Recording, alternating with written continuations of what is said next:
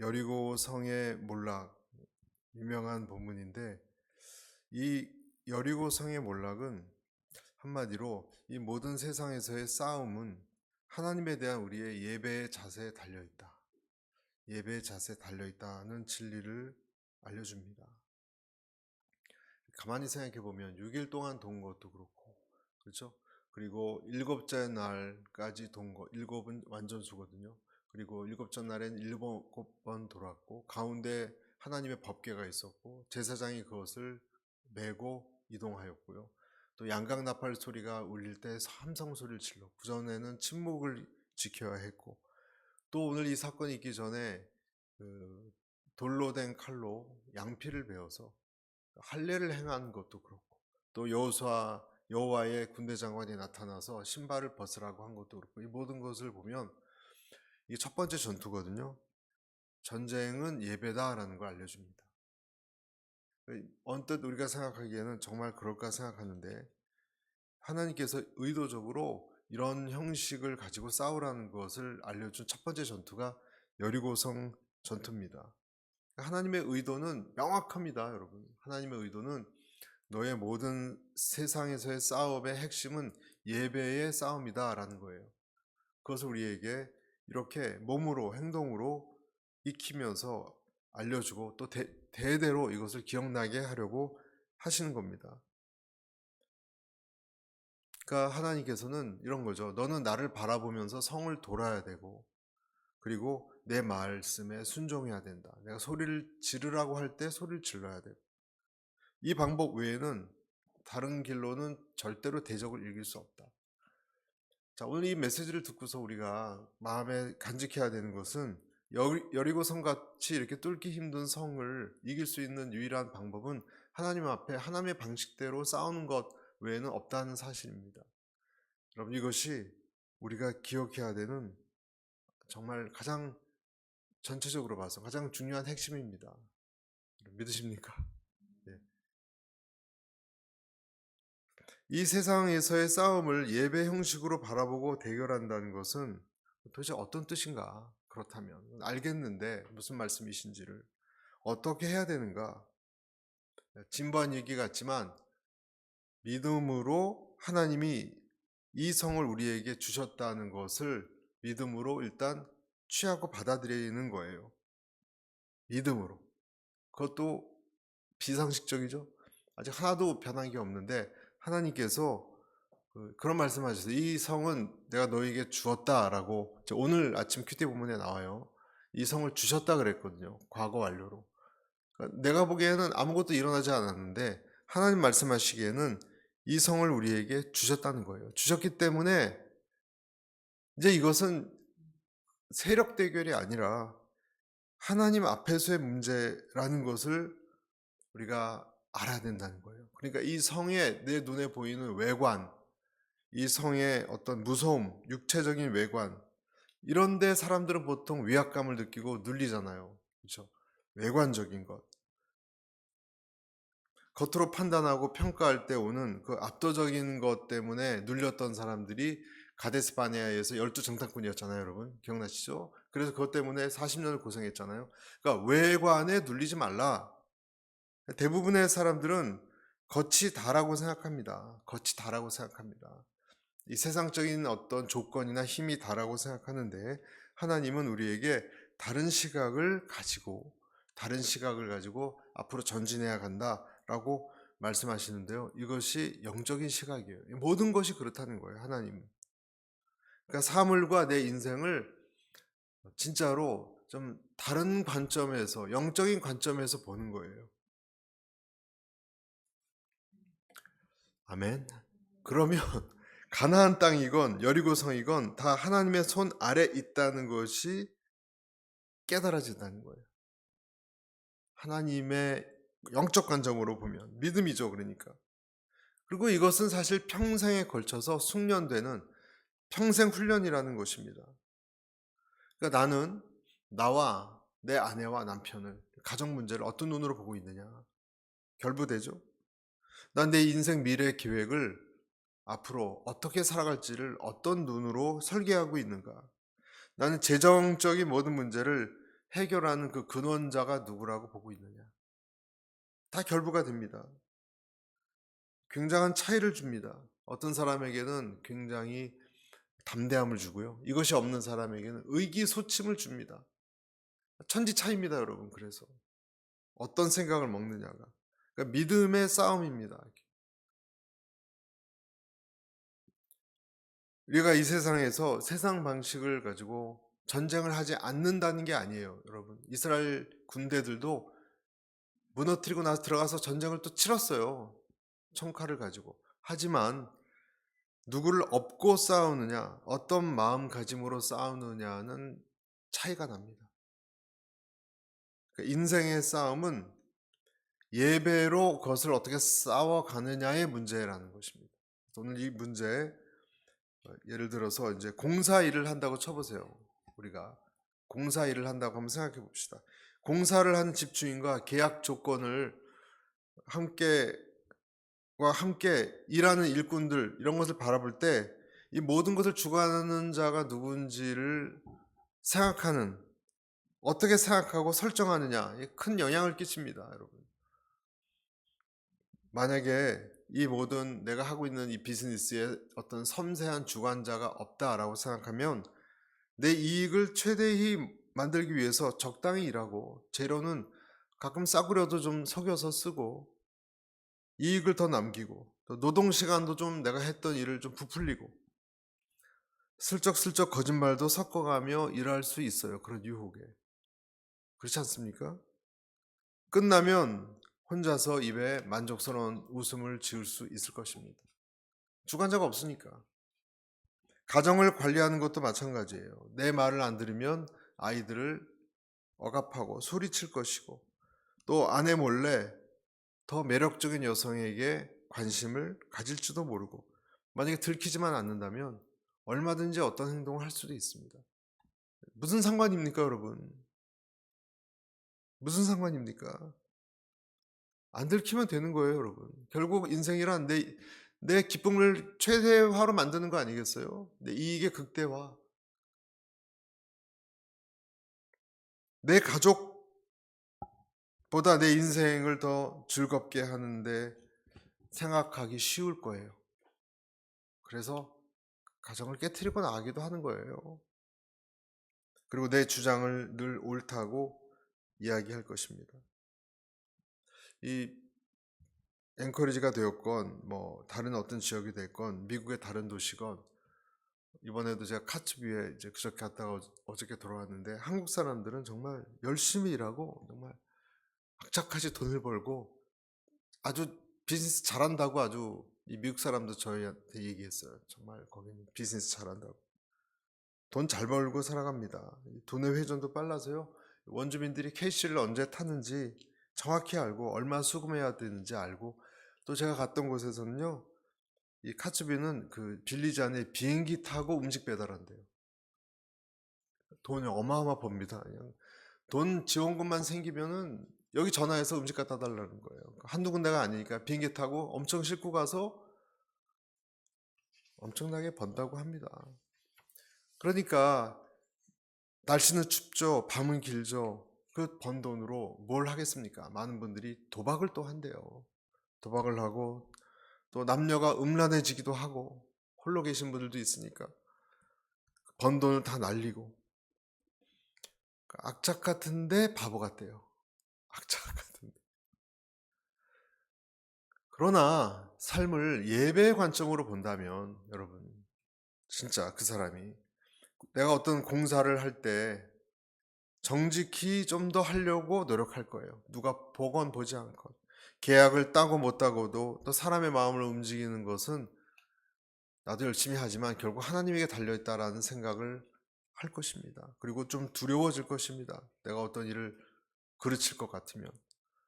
시간이 갈수록 이 사람은 어떤 깨달음이 오냐면, 내 힘이 아니라 내 힘을 넘어서는 어떤 분이 내 앞길을 가로막기도 하고 또 열어주시기도 하고, 이것을 알게 될 것입니다. 돈이 나한테 들어오고 흘러들어오고 또 쑥 빠져나가고 하는 것도 누군가에 의해서 돌보심에 달려있다는 것. 내 자식의 문제건 내 배우자의 문제도 내 마음대로 할 수 있는 것이 아니라 특히 그들은 하나님이 주신 너무나 귀한 존재라는 생각을 갑자기 갖게 될 것입니다. 그래서 문제가 생기면 기도할 것입니다. 이 사람은. 왜냐하면 진짜 주인이 누군지 아니까. 그리고 회개도 하고, 그리고 미래에 대한 걱정은 더 하나님에게 맡기려고 할 것입니다. 그리고 유혹이 오면, 그전엔 유혹을 쉽게 받아들였는데 이제는 이기려고 애쓰고 또 주님의 뜻이 어디에 있는지 구하려고 할 것입니다. 달라요. 그리고 그에 대한 나중에 결과는 하나님이 정하시겠죠. 그래서 모든 싸움의 시초가 오늘 되는 것이 여리고성이라 그랬습니다. 근데 우리가 알듯이 하나님이 불평한 이 침묵 명령을 내리는 것은요, 왜 그랬을까? 매일매일 6일 동안 아무 말도 하지 말고 한 바퀴씩 돌고, 또 7일째에도 6번은 아무 말 하지 말고 침묵을 지키고, 7번째 소리 지르는 거, 그렇게 하셨어요. 6번째까지 침묵 명령이었어요. 무슨 뜻이냐면 속으로 생각하라는 거예요. 속으로 생각하고 대신 기도하라. 묵상하라. 하나님을 기대하라. 왜냐하면 그렇지 않으면 우리는 너무 두렵고 불안해서 특히 불평을 할 것입니다. 불안해도 불평을 할 것이고, 또 이상한 행동을 하라고 하니까 하나님에 대해서 불평을 할 것이고, 그런데 하나님은 그렇게 할 것 같으니까 믿음으로, 침묵으로 이 모든 내 인생의 싸움을 믿음으로 혼자서 누구하고 상의하지도 말고 버텨내라고 명령하십니다. 그리고 계속 성을 빙글빙글 돌아야 돼요. 말씀을 중심에 놓고. 이 돌 때 그들의 행진 중심에는 요단강을 멈추게 하고 홍해를 건너왔던 법궤가 있습니다. 법궤가 있습니다. 그리고 하나님의 제사장들이 있습니다. 그것을 기억하라는 것입니다. 그래서 여러분, 우리의 삶이 이런 식으로 잘 짜여져 있는가? 우리가. 그리고 마지막에는 어떻게 하라 그랬죠? 7째 날 함성. 20절 한번 볼까요? 20절. 20절 같이 읽어보겠습니다. 시작. 이에 백성은 외치고 제사장들은 나팔을 불매 백성이 나팔 소리를 들을 때 크게 소리질러 외치니 성벽이 무너져 내린지라. 백성이 각기 앞으로 나아가 그 성에 들어가서 그 성을 점령하고. 정확히 어떤 식으로 성벽이 무너졌고 또 안에서 밖에 유적에 의한 고고학적 유적에 지금 발견된 거에 의하면 이게 일단 여리고성이 발견됐어요. 이것도 역사학자들에게 충격이에요. 진짜 여리고성이 있었어요, 여러분. 그리고 밖에서 밀고 들어올 때 밖에서 안으로 성벽이 무너지는데 발견된 유적에 의하면 안에서 밖으로 무너졌어요. 이것도 과학자들이, 역사학자들이 이해를 못하는 거예요. 그러니까 성경학자들은 역시 하나님의 기적이 맞다 이렇게 얘기한다고 합니다. 고고학적 발견입니다. 어떤 식으로 무너졌는지 우리는 잘 모르지요. 홍해가 어떻게 갈라졌는지 실제 물리학적인 법칙을 우리가 어떻게 알겠습니까? 그런데 분명히 세 가지가 일어났어요. 첫째는 나팔 소리, 그렇죠? 나팔 소리를 높였고, 함성 소리, 젖먹던 힘까지 다 냈을 거예요. 두 번째, 세 번째, 그리고 기적이 일어났어요. 이 세 가지, 나팔 소리, 함성 소리, 기적. 제사장이 불렀던 나팔 소리, 양각 나팔 소리, 그리고 이스라엘은 함성 소리가 일어났는데 두 가지는 우리가 했습니다. 나머지는 하나님이 하셨어요. 책임져 주셨어요. 그러니까 모든 영적인 일이 다 그렇습니다. 내가 해야 할 순종과 해야 할 일이 있고 어떤 하나님의 신호가 울리는데 그때까지 우리가 준비되어 왔던 누적됐던 이 침묵의 힘으로 하나님의 능력으로 기도하는 거예요. 그러면 하나님이 하나님 방식으로 일하신다는 것입니다. 지각 변동이 일어나는 거예요. 이것이 여리고의 함락의 방법이었어요. 그래서 우리가 오늘 첫 번째 기억해야 할 것이 이것입니다. 첫 번째, 기도와 부르짖음은 역사를 일으킨다. 여러분 믿으십니까? 기도와 부르짖음은 영적 세계의 역사를 일으킨다. 제가 어느 방송을 봤는데 사탄 숭배주의자가 하는 말이 이 크리스찬들이 새벽에 드리는 기도가 제일 무서웠대요. 사탕 숭배자들이 고백하는 말. 나중에 이 사람이 크리스찬이 됐는데 자기들은 다른 건 하나도 안 무서운데 기도자들이 새벽에 그렇게 기도하는 것은 자기들이 느낀대요. 제일 무서웠대요. 그러니까 우리가 모르는 어떤 세계에 임팩트를 미치는 것은 기도와 부르짖는 것 같아요. 그동안 내가 침묵으로 준비됐던 여러분의 기도와 간구와 부르짖음은요, 하늘에 도착합니다. 하늘에 도착합니다. 아멘. 터질 것처럼 답답한 내 마음, 인내의 수고, 하나님이 다 보십니다. 그리고 계산하십니다. 부르짖음을 들으십니다. 여러분 6일 동안 이렇게 아무 말 안 했을 때 얼마나 웃기다 그랬겠어요. 여리고에서. 그거 다 들었을 거예요. 여러분 기도만 하는 것은요, 사람들은 웃기다고 생각해요. 하지만 하나님은 웃기다고 생각하지 않으세요. 하나님은 기도하는 우리를 기도를 통해서 아시기 때문에. 그래서 역대하 20장에도 여호사밧 찬양대가 웃기다고 생각했지만 모압 족속이 이것 때문에 진멸당했죠. 하나님은 저와 여러분이 하나님께 드리는 찬양이나 기도나 그 주변에 성 위에 올라가서 다 깔깔거리지 않았겠습니까, 여러분? 여리고성에 있는 사람들이 뭐 하고 있는 거냐고. 침묵으로 사실 기도하고 있는데. 그리고 맨 마지막에 함성 소리로 외칠 때도 좀 웃었을 거예요. 뭐 하는 거냐고. 나팔이나 불고. 하나님은 그렇게 생각하지 않으셨습니다. 여러분과 저의 기도와 찬양은요, 절대로 웃긴 것이 아닙니다. 무서운 영적 무기고 적들을 대적하는 힘입니다.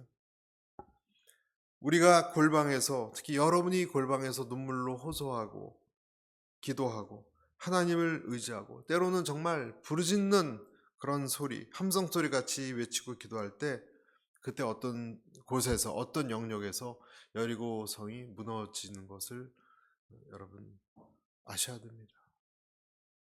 예레미야서 33장에 너는 내게 부르짖으라 내가 네게 응답하겠고 내가 알지 못하는 크고 은밀한 일을 내게 보이리라.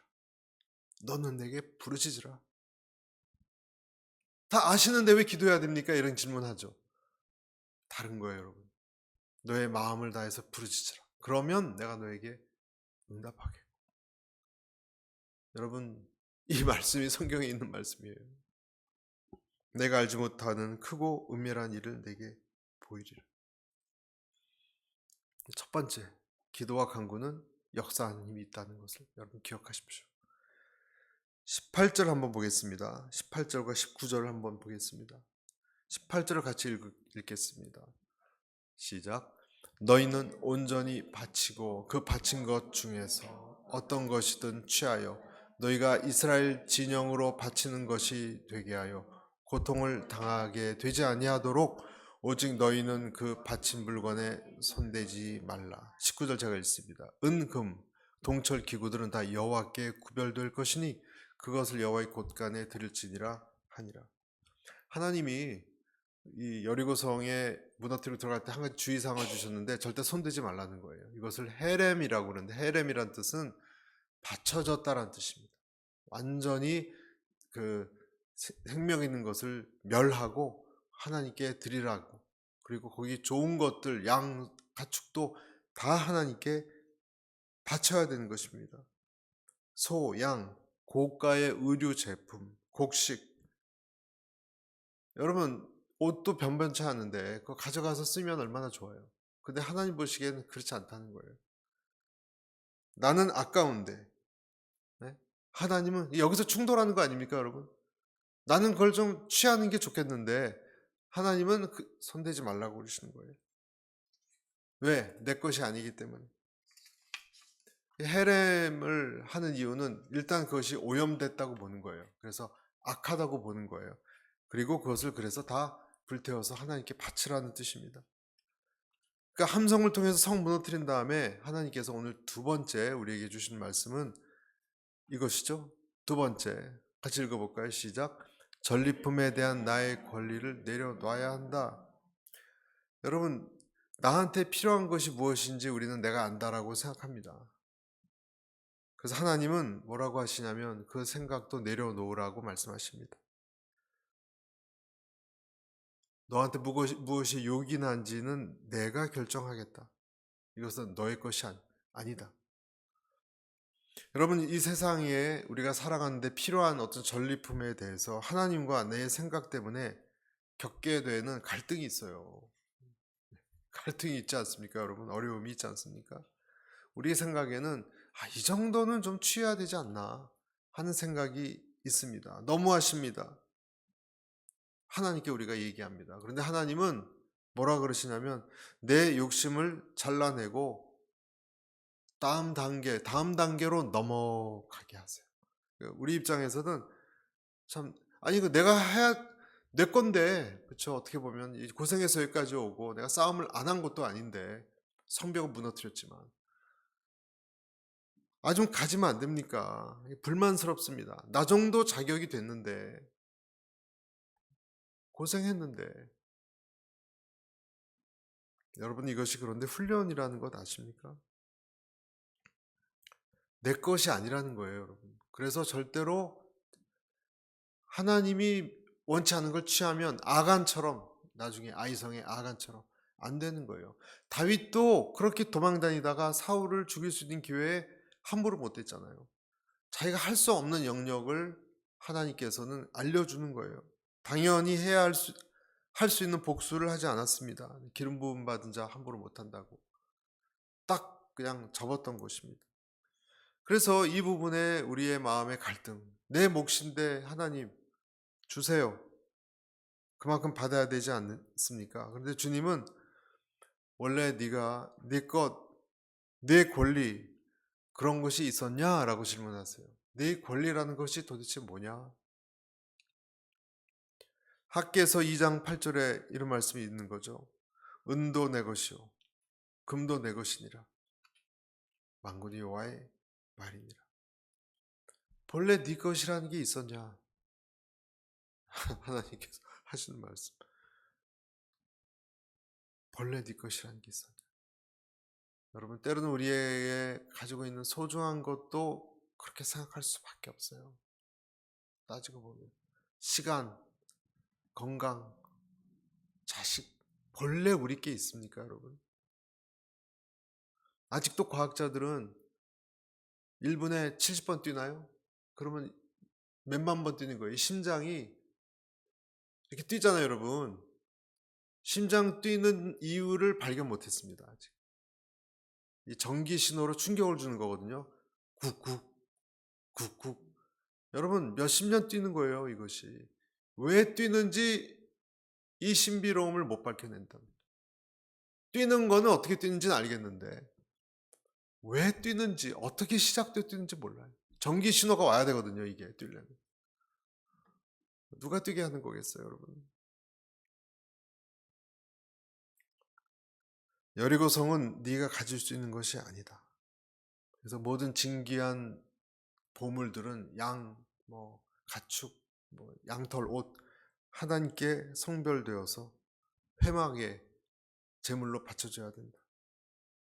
하나님은 이스라엘에게 젖과 꿀이 흐르는 땅을 약속한 것이지 은과 금이 풍부한 땅을 약속한 것이 아닙니다.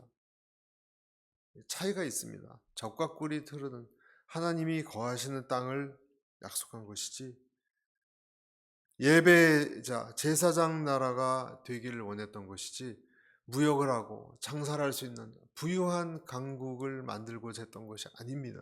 처음부터. 그것을 잘못 취하면 나중에 이스라엘 진영에 저주가 내리는 문제를 일으키게 됩니다. 아간의 죄를 내다보시는 것 같아요, 하나님. 미리부터 이걸 확실하게 하기 위해서.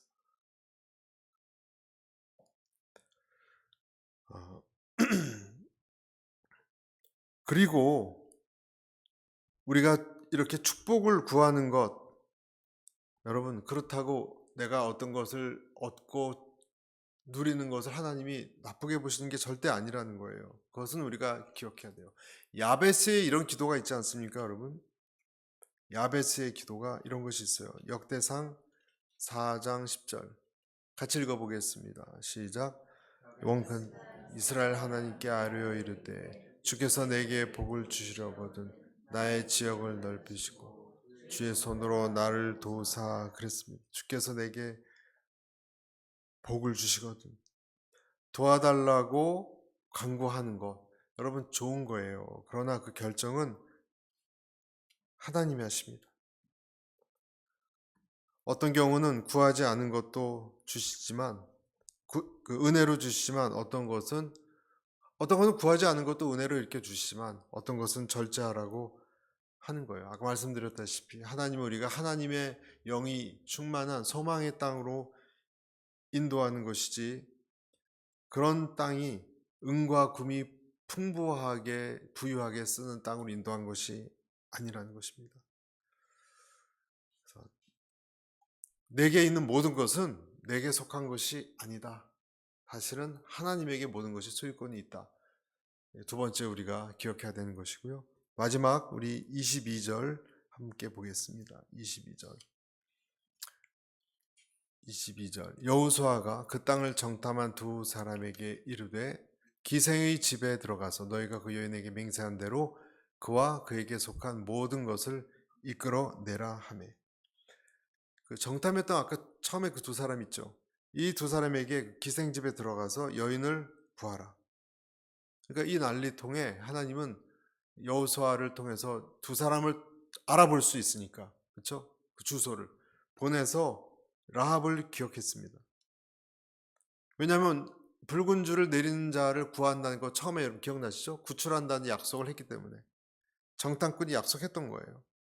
그러니까 이 혼란 속에 다 죽는데 아무것도 아닌 것 같이 보이는 붉은 줄이 목숨을 구했어요.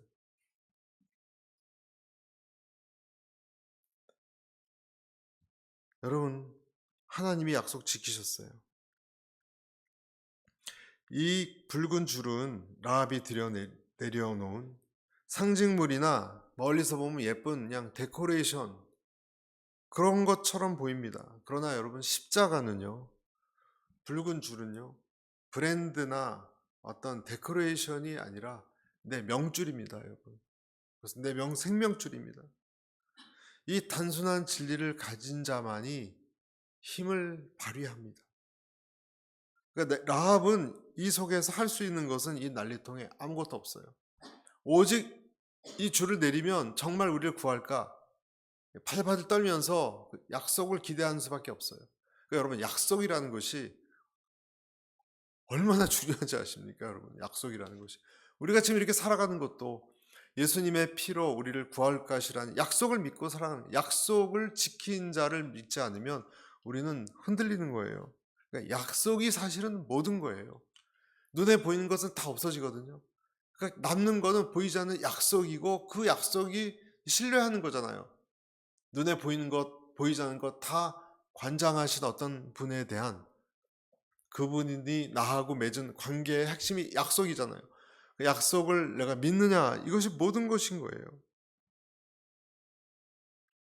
결정적인 시기에 여러분 우리가 할 수 있는 것이 무엇입니까, 여러분? 한번 생각해 보세요. 결정적인 순간에 여러분이 위기에 여러분이 할 수 있는 것이 뭔가요? 저는 생각해 봤어요. 아무것도 없어요. 아무것도 없어요. 저는 곰을 무서워하기 때문에 가족들하고 있다 곰을 만나면 할 수 있는 게 뭔가 아무것도 없더라고요. 스프레이 뿌리는 것 정도. 인생의 결정적일 때 할 수 있는 것은 아무것도 없습니다. 그럴 때 아마 충격받을 거예요. 저는 아무것도 할 수 없다는 거에 대해서. 여러분, 그런 얘기 많이 들으시죠? 아무것도 할 수 없었다고 이런 얘기 많이 듣죠. 위기 때 여러분이 할 수 있는 것이 뭡니까?